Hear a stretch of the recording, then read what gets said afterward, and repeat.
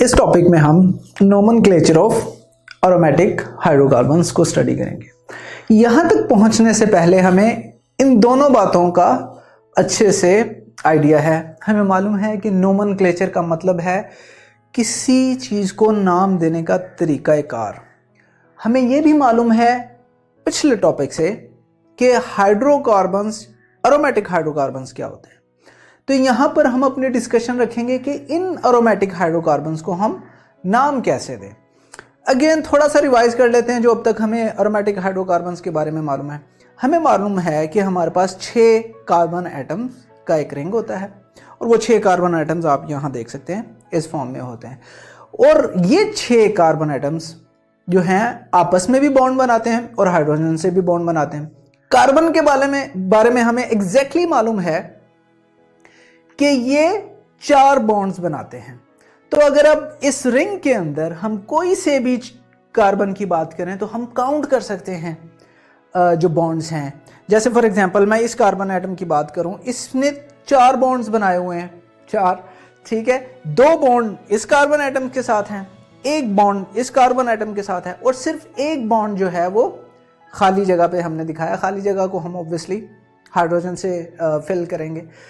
ये चीज़ अब आप किसी भी कार्बन एटम को में देख सकते हैं, इस रिंग में आप काउंट कर सकते हैं। ये मैं इसलिए इस पे एम्फेसिस कर रहा हूँ क्योंकि मेरे एंट्रेंस एग्जाम में ये क्वेश्चन आया था ना, आपको ये याद रहना चाहिए।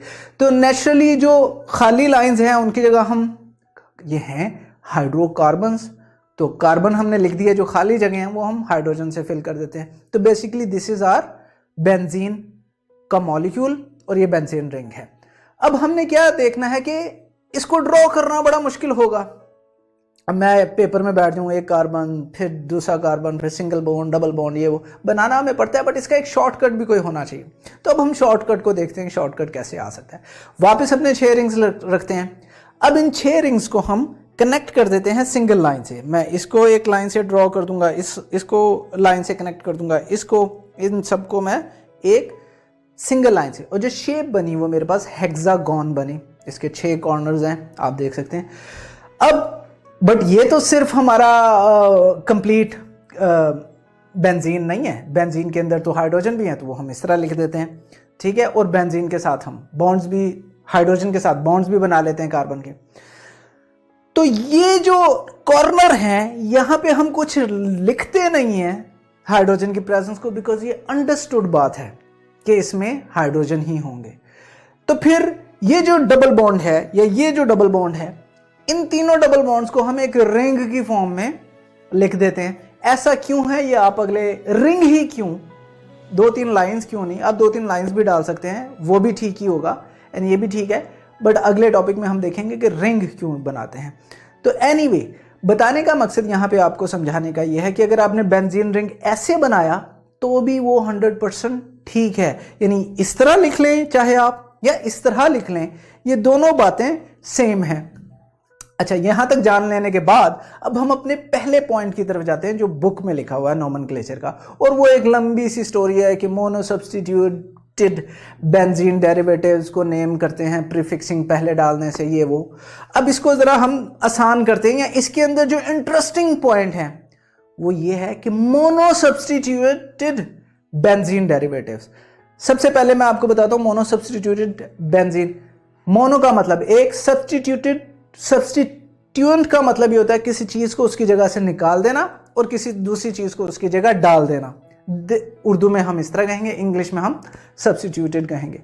अब बेंजीन रिंग में मैंने ये मिथाइल ग्रुप यहां डाल दिया और मैं कह रहा हूं कि ये जो सारी चीज है ये मोनो सब्स्टिट्यूटेड बेंजीन डेरिवेटिव है।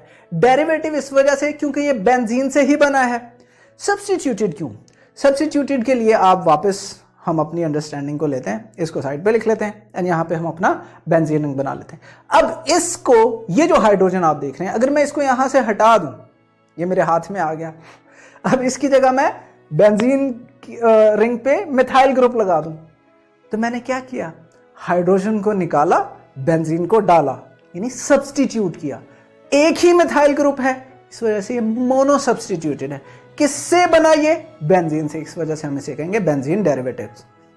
तो अब हमें समझ आ गई कि मोनो सब्सटीट्यूटेड बेंजीन डेरिवेटिव वो चीज़ होते हैं जो बेंजीन में से कोई एक हाइड्रोजन निकाला, उसकी जगह कोई और चीज़ डाली, जो चीज़ बनी वो हमारे पास मोनो सब्सटीट्यूटेड बेंजीन डेरिवेटिव बन गई। इस केस में चूंकि हमने मिथाइल ग्रुप डाला तो ये हमने मिथाइल लिखा है। नेक्स्ट पॉइंट पढ़ते हैं। अब इनफैक्ट इसको कंक्लूड कर लेते हैं। तो आपको ये सारी बात समझ आ गई कि हम मोनो सब्सटीट्यूटेड बेंजीन रिंग क्या है। अब हम देखते हैं इसकी एग्जांपल कि वन वर्ड में कैसे लिखते हैं।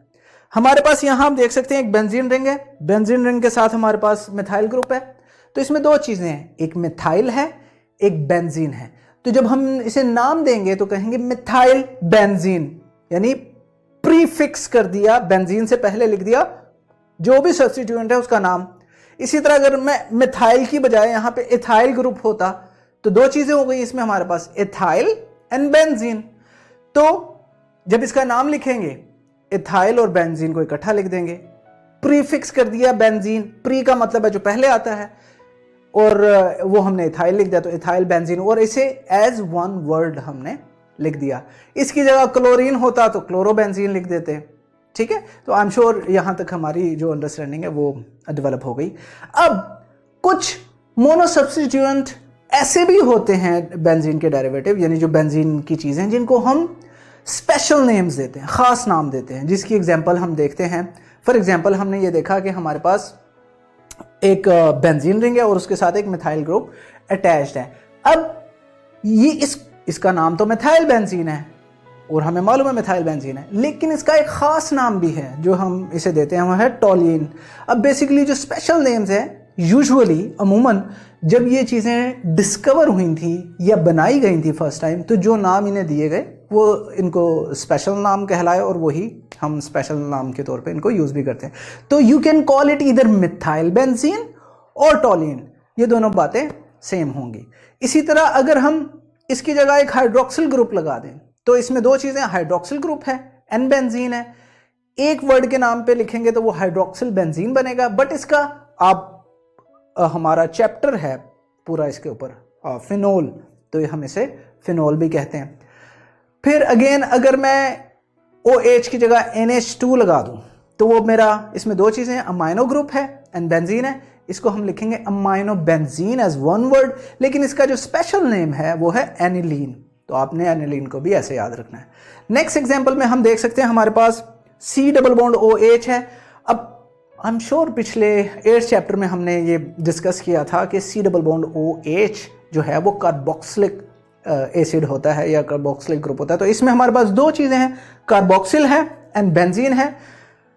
इसको इकट्ठा लिखेंगे तो इसका स्पेशल नेम है बेंजोइक एसिड, तो हम इसको बेंजोइक एसिड भी कहते हैं। इसी तरह अगर अल्डिहाइड ग्रुप होगा उसे हम स्पेशल नेम देते हैं बेंजल्डिहाइड का। अगर सल्फोनिक एसिड होगा तो हम इसे कहेंगे benzene sulphonic acid. Next point जो आपने याद रखना है इसके अंदर वो ये है कि all the 6 position in benzene are exactly the same. जो मोनो सब्स्टिट्यूटेड बेंजीन की होती हैं, इसका यह मतलब है, मैं अपने इस साइड पर एक बेंजीन रिंग लेता हूं और वहां पे मिथाइल ग्रुप लगा देता हूं। अब चाहे ये ऐसे लिखा हो या ऐसे इस पोजीशन पे, अगर आप देखें यहां पे हमने टॉप पोजीशन पे इसको मिथाइल ग्रुप को अटैच किया है, लेकिन इस वाले में हमने यहां पर अटैच किया है मिथाइल ग्रुप को।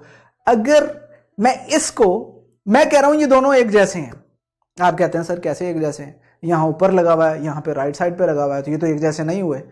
तो आपको अगर मैं इसको रोटेट कर दूं थोड़ा सा तो कुछ भी नहीं है, ये तो ऑब्वियसली केमिकल्स है ना, मतलब बॉन्ड बना हुआ है, वो 3D स्पेस में होता है, वो रोटेट कर सकता है, तो वो ऐसे हो गया, तो अब ये दोनों एक जैसी हो गई। तो यानी कि ये पोजीशन, और अगर मैं इधर भी डालता तो वो उसको मैं रोटेट करके इधर डाल सकता हूं। तो ये तो हमने फर्स्ट पोजीशन देख ली। सेकंड, अगर वो नीचे होती तो मैं कह रहा हूं ये और ये दोनों सेम है।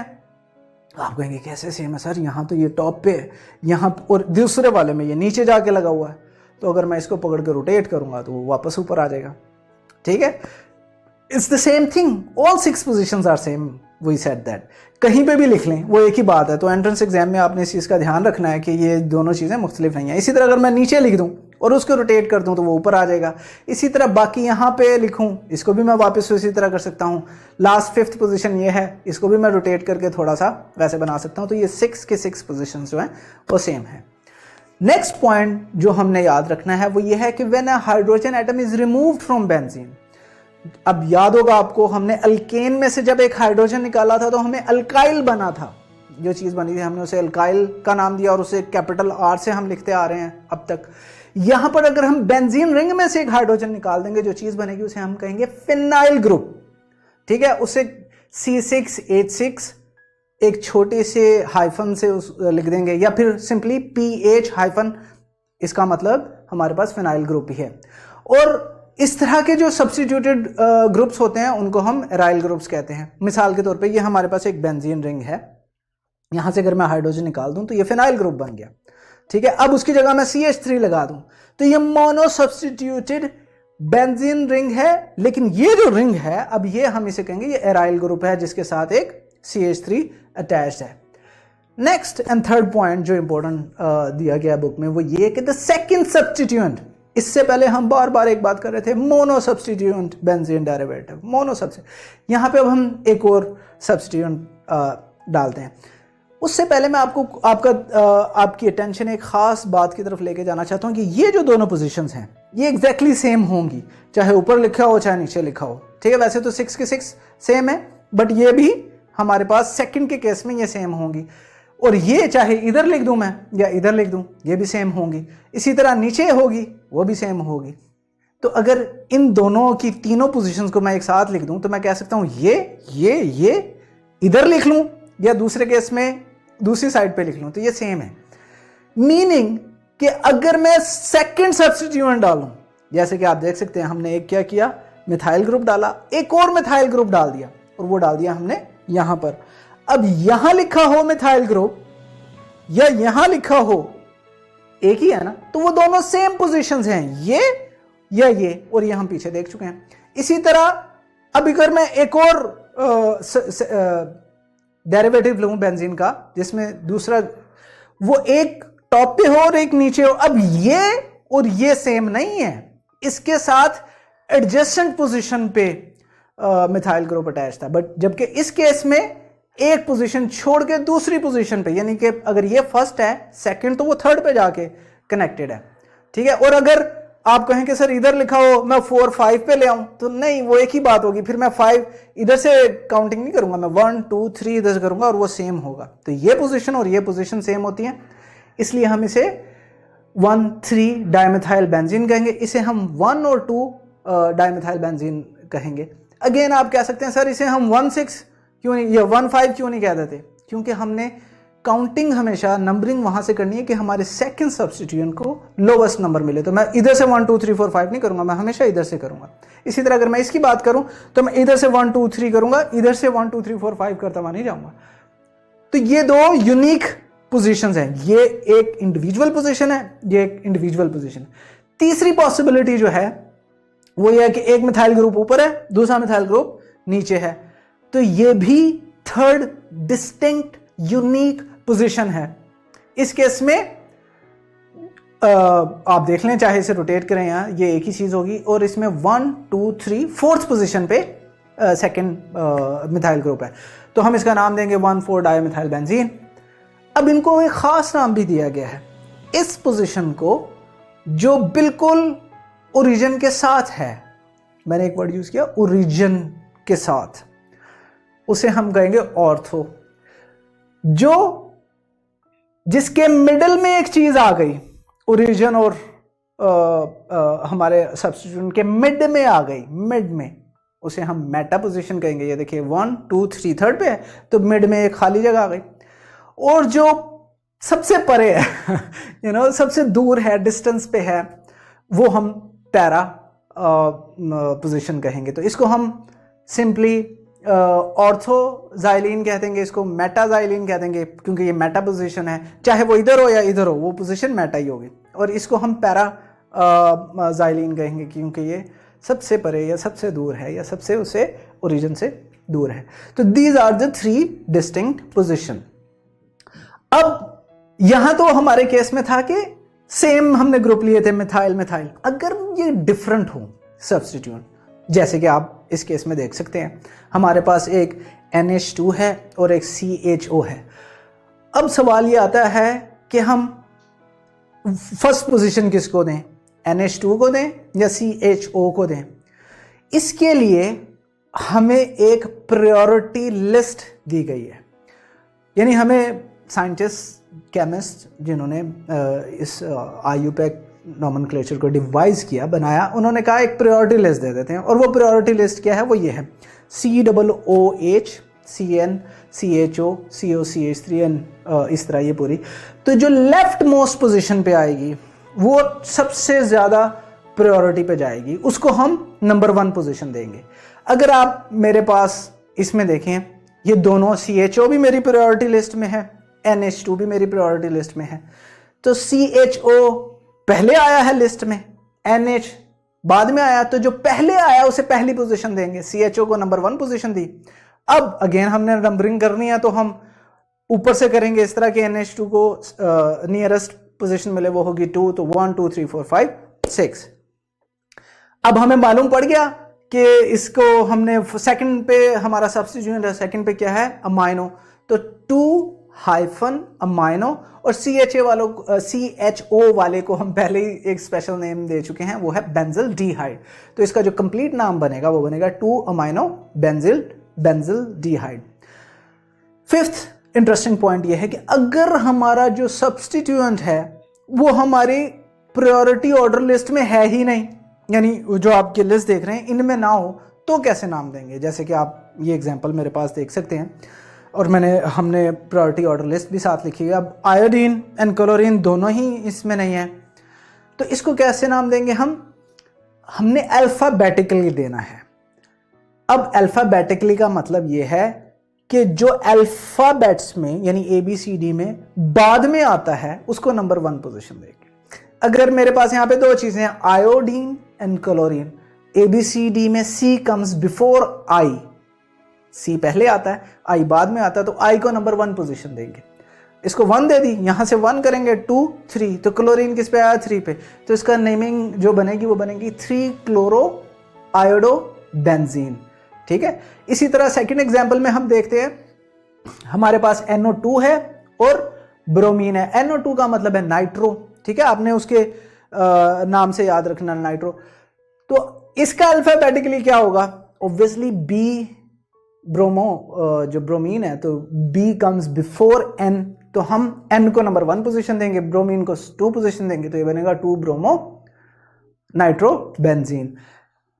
नेक्स्ट जो लास्ट नाम है हमारा है रूल कि स्पेशल नेम, अगर हमारे पास आप देखें OH है NH2 है, दोनों ही हमारे जो हैं वो स्पेशल नेम दे रहे हैं, वो उसे फिनोल दे रहा है, वो इसे NH2 इसे एनिलीन दे रहा है, तो इस केस में हम क्या करेंगे, तो इस केस में भी हम अल्फाबेटिकली ही इनको अरेंज करेंगे।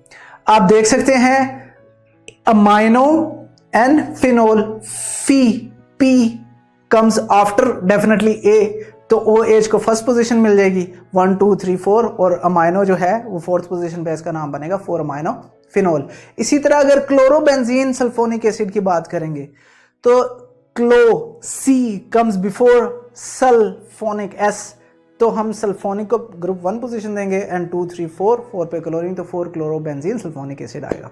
इसी तरह टोलिन, आयोडीन और टोलिन की बात करेंगे, आयो एंड टी बाद में आता है, आई पहले आता है, इसलिए टी को पोजीशन 1 देंगे, आई को पोजीशन 2 मिलेगी, तो ये 2 आयोडो टोलिन हमारे पास बनेगा। एंड इसके साथ ही हम अपने टॉपिक के इख्तिताम को पहुंचते हैं। अगर आप ये लेक्चर कंप्लीट देखना चाहते हैं और बेशुमार MCQs और उनके एक्सप्लेनेशन चाहते हैं तो कृपया अभी गूगल प्ले स्टोर पे जाइए और डाउनलोड कीजिए ऐप हिप्पो ई-लर्निंग प्रोग्राम, और इससे खुद भी फ़ायदा उठाइए और साथ साथ अपने फ्रेंड्स एंड क्लास फेलोज को भी रेकमेंड कीजिए। And don't forget to like this video and subscribe to our channel. धन्यवाद।